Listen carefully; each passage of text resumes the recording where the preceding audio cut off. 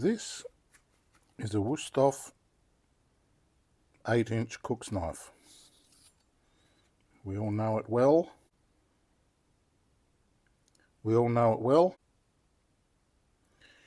And this is one that's come back to me with a complaint that it's not cutting tomatoes anymore. But look at that edge. That's a very, very small bevel. I did this one. Now, why is it a small bevel? Because Wusthof says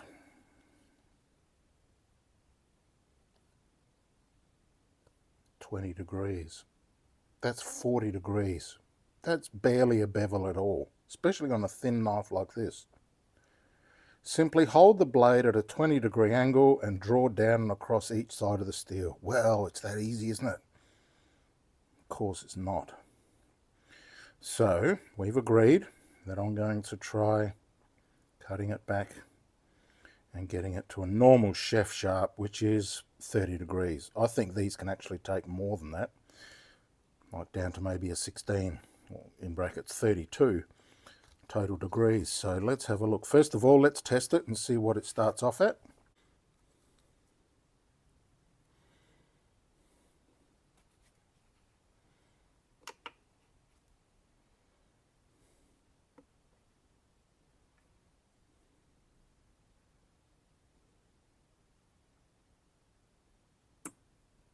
.400, and you can tell that this blade has seen some use.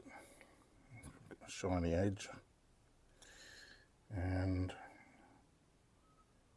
not too abused though. So let's sharpen it, because is Wusthof wrong?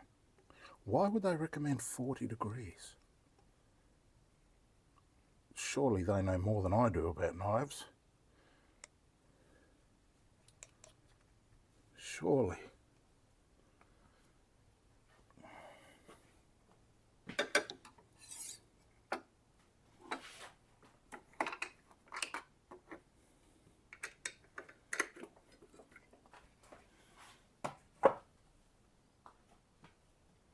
Let's try this point of view style. Now, because I'm rebeveling, I'm going to use the 80 grit.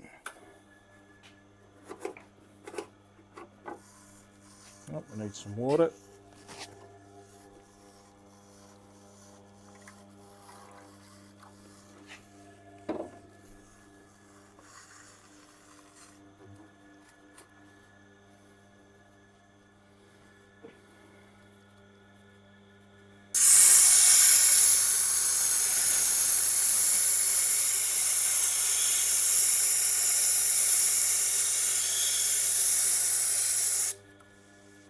Feels rough.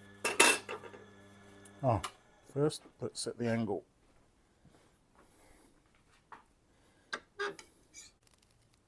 Is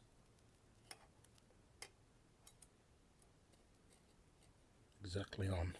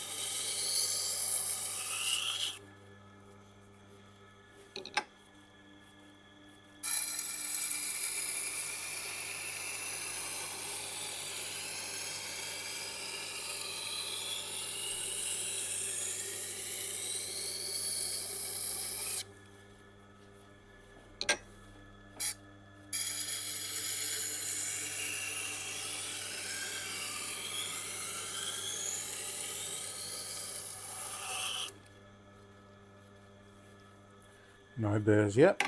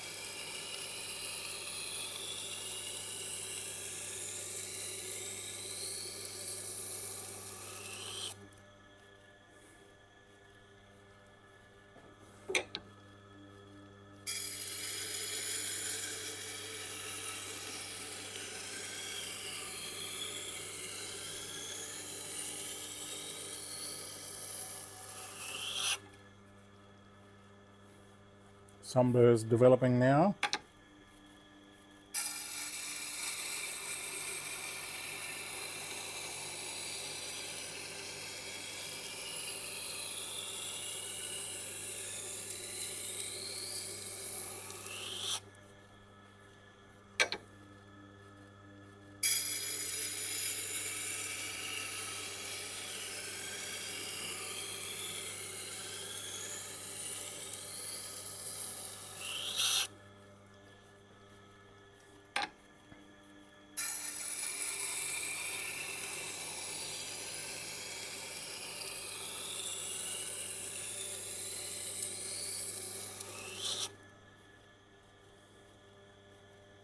Definitely getting a burr.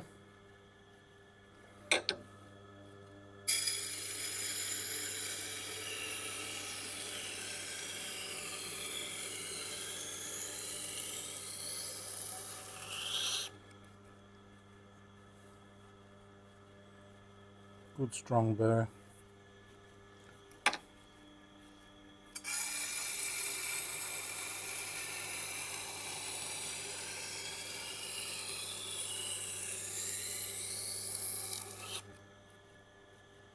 Burr is flipping, so I'm happy with that.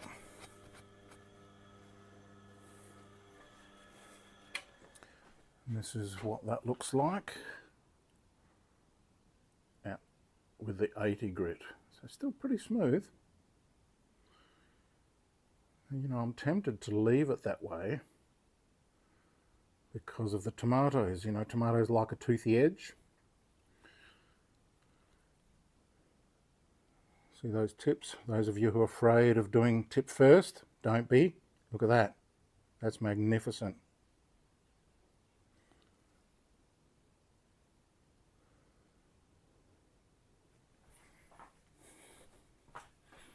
But I will finish it properly on the 320.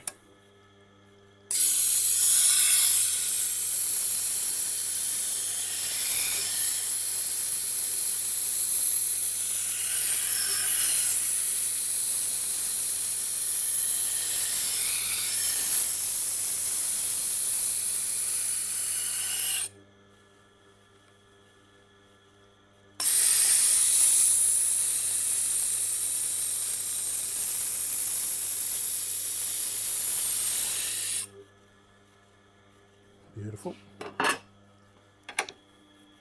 Listen to the difference.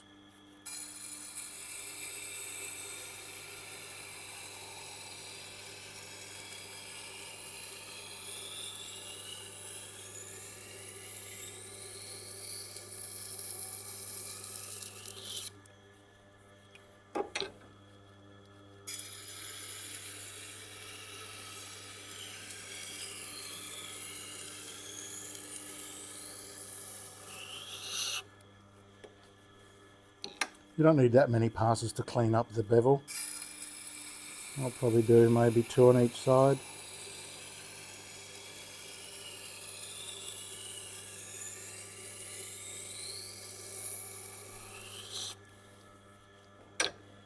That'll give it a nice sheen.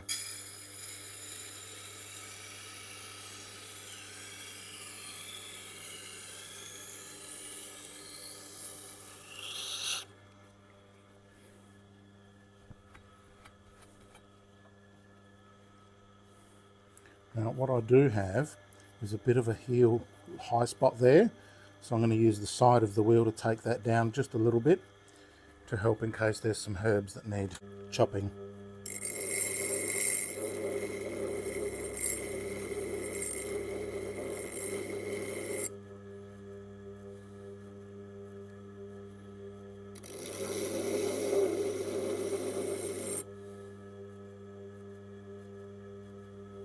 That's all it needs. See how it's come down nicely. Oh, there's maybe a little small peak still there, but I think that's enough, and you can see that it takes some of the edge off there, but that's mostly the fat bit anyway, so the herbs will generally come up to about there.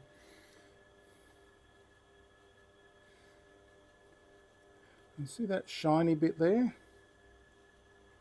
That's a bit of undeveloped bevel.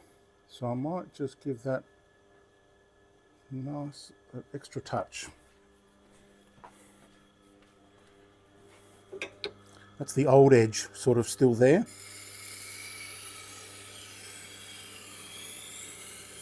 Not that it matters this far back at the knife, but still.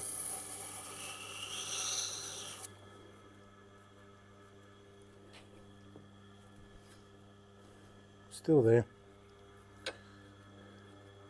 And I don't want to do the whole bevel, but I've got to start from the tip. So I'll zoom through and then pause.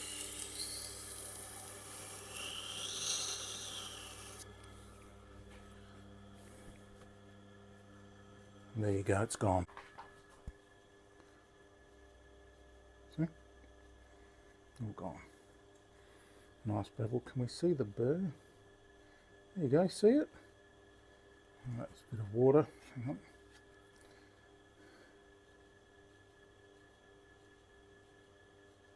That little fine silvery edge right on the top, that's the burr.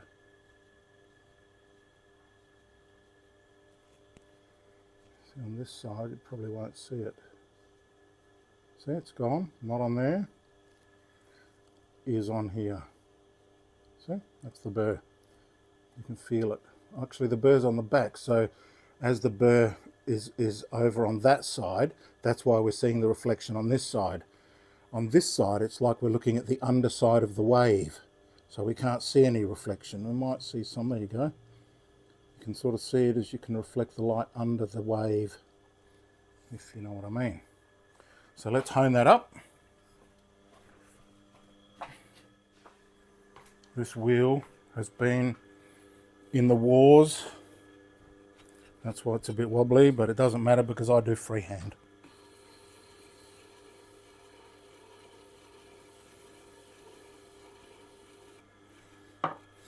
So I feel for the burr. The burr is on the under. I want the burr on the top.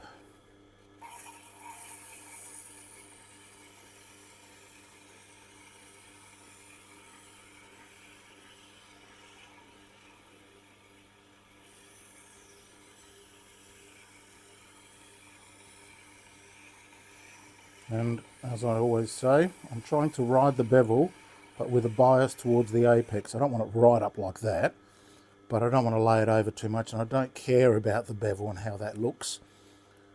Previous days when I was starting off, I was trying to get a shiny edge because I thought that was the ultimate. So I was buffing the edge and over-rolling the apex, and therefore I couldn't get the super duper sharps that I do these days. Right?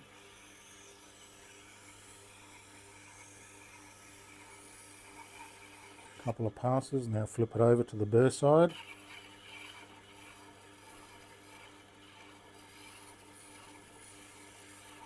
You see it gripping? I want to pull it back a little bit from the gripping so that I'm on that apex. Mildly anyway. And so I suppose you could say that that's producing a secondary bevel, but a very, very small, tiny, mild one. I'll show you what it looks like. And so that way we still have the tooth for, you know, cutting through the skin, but we have that perfect edge for the ultimate pierce.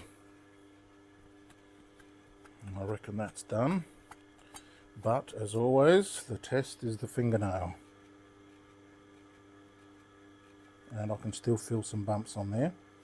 So I'll give it a few more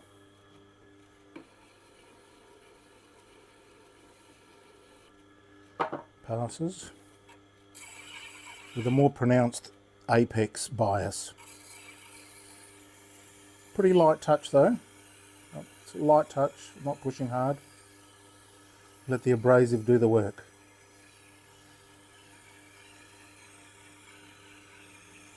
And you want to hone as little as possible, just enough to get rid of the burr.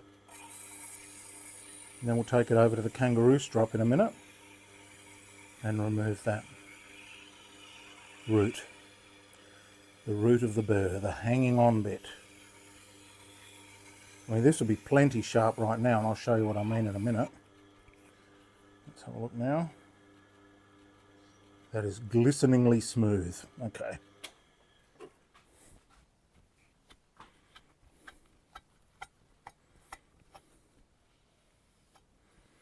Please be careful when you're doing this.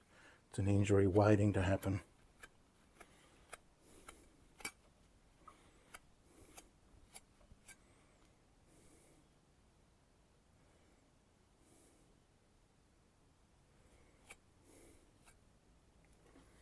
Right, and I'll show you. Now you can see right on the very tip, I'll lean the knife over, you can see a little bit of a shine. There you go. There you go, you can see it there. The light shining right off the very peak of the apex. That's that little secondary bevel that I've just put on. There you go, you can see it quite well there.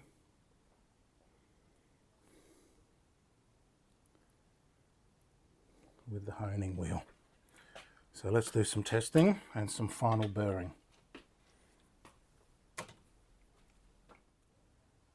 Okay. Now, finished with that. Let's just do some preliminary testing. Just because not everybody's got a kangaroo strop, so you might be curious to see what does the normal Tormek wheel do.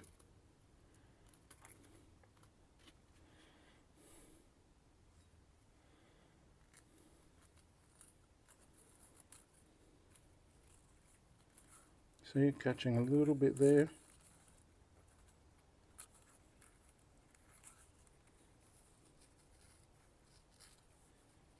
Still does the job, but you can see it's not perfect. We can do better than that. But out of curiosity, let's just see what the best is. Get a new cartridge.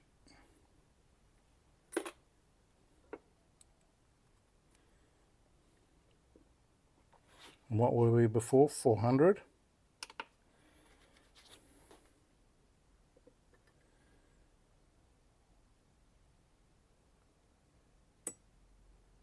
$233.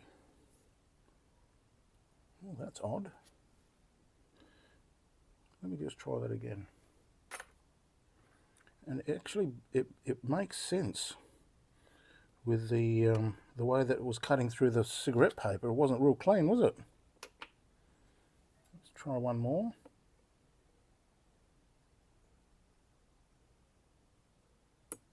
Yep, it's high. All right, 200. Let's see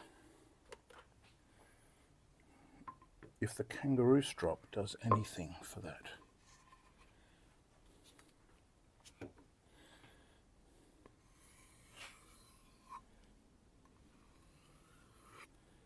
I'm a bit surprised at that. Are you?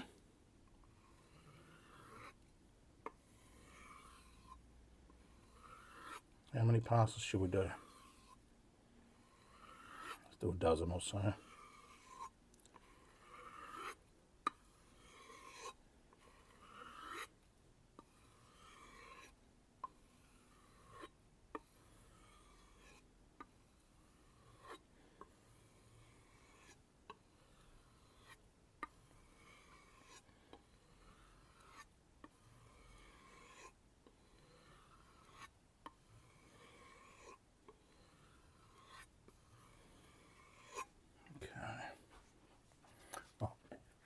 Finish off with some light passes on the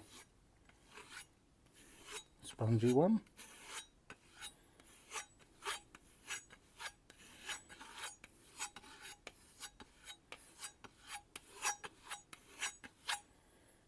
Let's test it on the cigarette paper.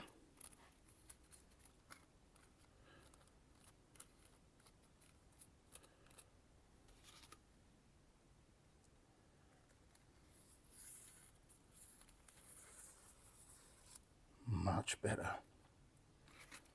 So what's the best score going to be now? So 203, no good.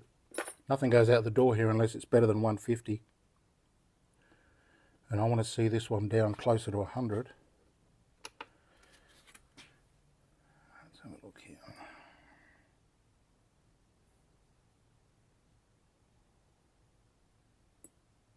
86.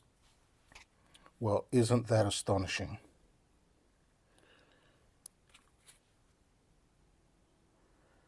These kangaroo strops, really good. There you go. I think we're going to stop there. So, is Wusthof wrong? 20 degrees. Simply hold the blade at a 20-degree angle and draw down and across each side of the steel. Interesting. You know what else? Let's measure how thick that is. Because some of you are obsessed with knife thickness.